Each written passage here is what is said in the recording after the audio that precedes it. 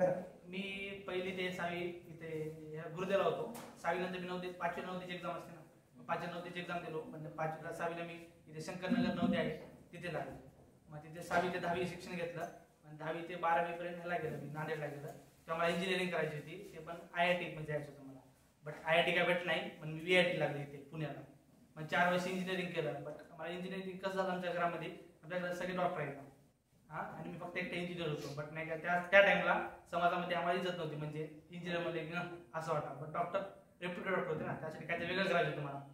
त्यासाठी मी ह्या फील्ड आलो MPSC करण्यासाठी. मी MPSC केलं, पहिले अटेम्प्ट दिलं. तेव्हा कोविड लागलं होतं. लॉकडाऊनमध्ये 2 वर्ष गेली. म्हणजे का मला जॉब नव्हता, काही नव्हता, काहीच नव्हतं. परेशानी होती मोठ्या प्रमाणामध्ये.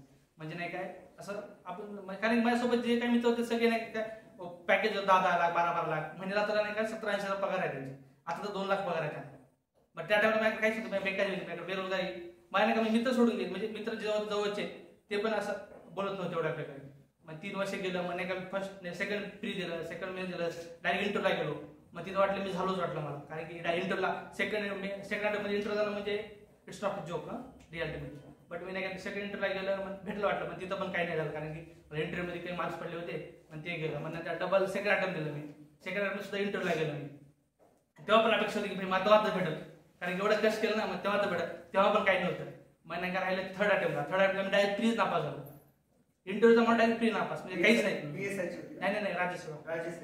डायरेक्ट प्री नापास, म्हणजे काहीच नव्हतं. पण मी सरळ सेवा वगैरे द्यायला लागलो होतो.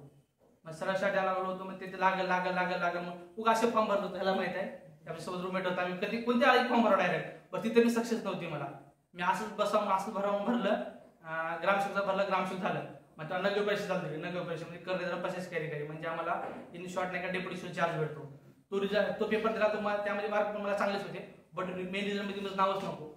त्या दिवशी भाऊला मला हालत माहित आहे, अक्षरशः मी रडत होतो समोर, अक्षरशः समोर रडत होतो मी. जेवण सुद्धा करत होतो. भाऊ म्हणला, भाऊ हे चपात्या खाय म्हणतो. भाऊ 2 चपात्या खालो तरी रडणं होतं. चपाती जात होतं तरी रडणं होतं मला. असं कसं झालं, कारण मी एवढा अभ्यास केला, एवढे मार्क होते तरी कसं लागाय नाही.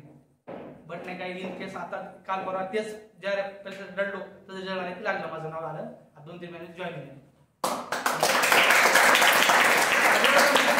अभ्यास करा, काही फक्त आणि फक्त अभ्यास करा.